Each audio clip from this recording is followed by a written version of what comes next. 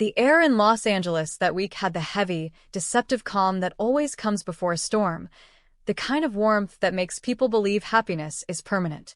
For Liam Spencer and Hope Logan, the world finally seemed to have aligned in their favor.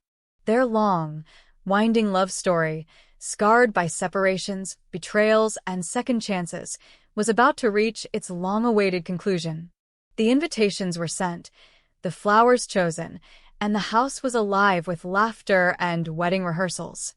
Hope's dress hung in her closet like a fragile promise, and Beth, their daughter, giggled every time she was asked to practice walking down the aisle as the flower girl. Everything shimmered with the illusion of stability, but beneath that golden surface, something darker was stirring, a quiet, pulsing tension that even the most hopeful hearts could not ignore. Hope had always believed that happiness demanded faith, that if she refused to let fear rule her, good things would come. But even she couldn't shake the subtle sense that something felt too perfect. Liam brushed off her unease as pre-wedding jitters, yet the quiet moments between them carried a strange distance, as though both sensed they were building joy on a fault line. The family had seen too many miracles collapse, too many resurrections twist into tragedies. When life in the bold and the beautiful grows serene, it's rarely a sign of peace, it's the calm before a reckoning. That reckoning arrived the night before their wedding. Beth Spencer, the heart of their story, the little girl once stolen at birth, returned through tears and scandal, symbol of both pain and hope, vanished. The discovery was as ordinary as it was horrifying. Hope woke in the middle of the night, sensing something wrong, a silence too complete. The door to Beth's room stood half open, and her bed was empty. A small stuffed bunny lay on the floor, streaked with something that glistened darkly under the moonlight. On the windowsill, a single folded piece of paper waited, marked by a faint, almost childish scrawl. The truth about Beth will be buried with her. The house erupted in panic. Police flooded the scene, sirens slicing through the quiet hills. Liam's voice broke as he called Beth's name again and again into the night, while Hope stood frozen, her hands trembling as she clutched the note. The sight of those words, so intimate, so cruel, felt like a knife cutting open an old wound that had never healed. Once again, Beth had been taken from her, and once again, the truth about her child was shrouded in mystery. At first, suspicion fell on the easiest villain, Sheila Carter. Her name was whispered almost immediately, by the press, by Ridge, by anyone who remembered her legacy of madness. Sheila had recently been seen around town, and Beth had reportedly told her mother she didn't want Grandma Sheila near the wedding. Sheila's reputation made her the perfect scapegoat, dangerous, unpredictable, the eternal shadow haunting every Forrester and Spencer union. But the clues didn't add up.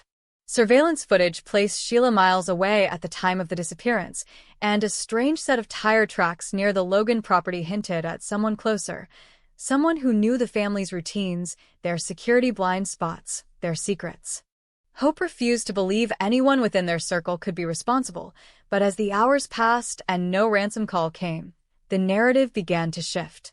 Ridge urged Liam to consider whether this was personal, an act meant to destroy not for money, but for vengeance. When the blood found on Beth's toy matched her DNA, a suffocating dread took hold of everyone. Hope spiraled, trapped between despair and denial. She couldn't breathe without hearing that single line repeating in her head, "The truth about Beth will be buried with her." Then came the whispers.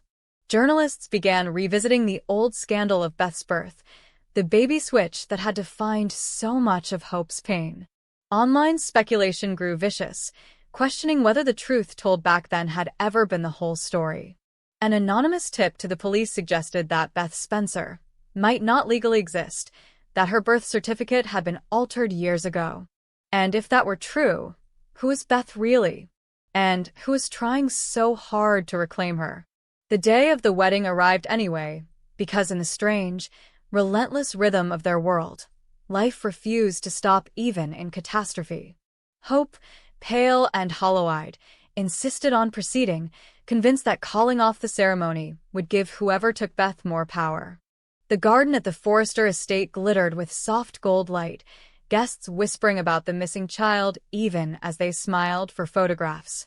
Brooke stood near the altar, her expression a mask of calm as she scanned the crowd for enemies, while Ridge kept his eyes on Liam, whose jaw was clenched so tightly it looked carved from stone. And then, like every tragedy in their world, the chaos found them at the very moment they tried to reclaim normalcy. As the ceremony began, a commotion erupted at the back of the garden. Security guards moved, whispers rippled, and then, like a ghost stepping out of the past, Thomas Forrester appeared. Dressed in black, his face pale with exhaustion, he carried an envelope in his hand and an expression that chilled everyone. The crowd fell silent. Steffi rose from her seat, whispering, "Thomas, not now." But he ignored her. His eyes locked on Hope. "You can't marry him," he said, his voice shaking. "Not until everyone knows the truth." Gasps spread through the crowd. Hope's hand trembled in Liam's grasp. "The truth about what?" she whispered, but deep down, she already knew. Thomas stepped forward, the envelope trembling in his fingers. "About Beth," he said. "About what really happened the night she was born." It was as though the world collapsed in slow motion.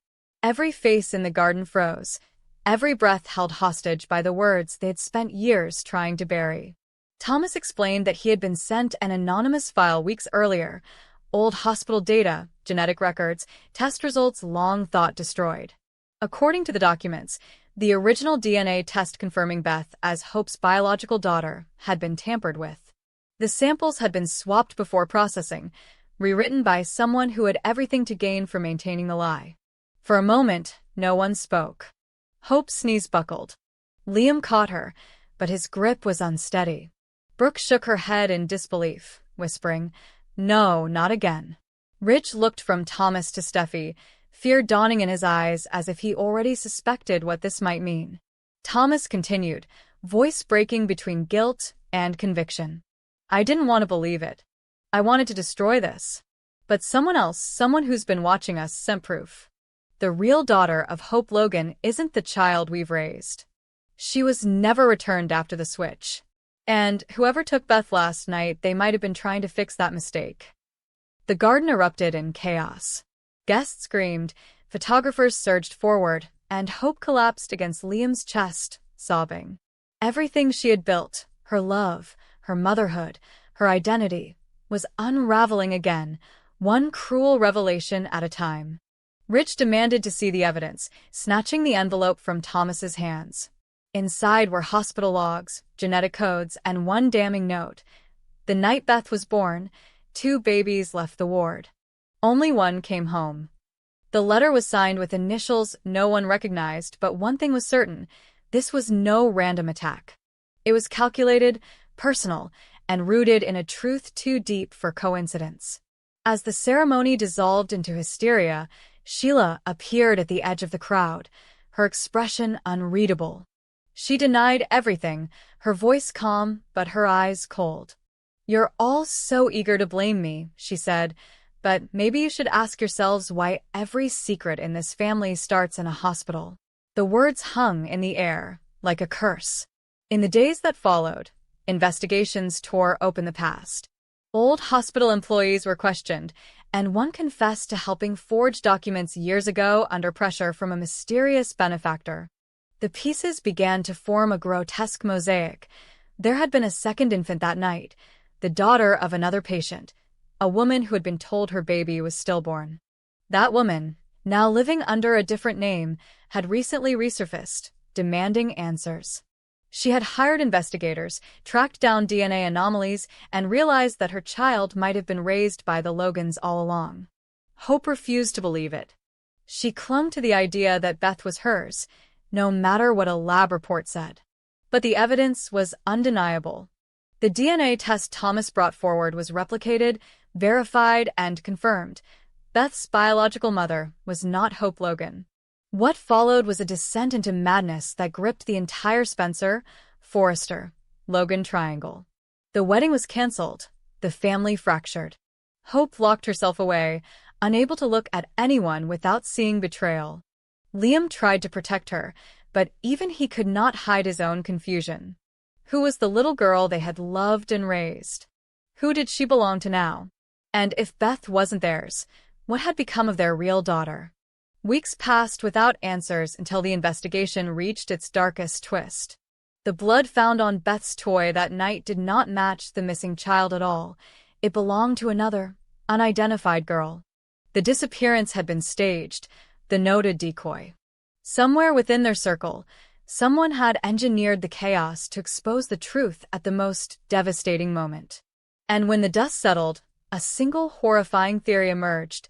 The person behind it all wasn't Sheila, nor an outsider seeking revenge, but someone inside the family, someone who had once vowed to protect Hope at any cost.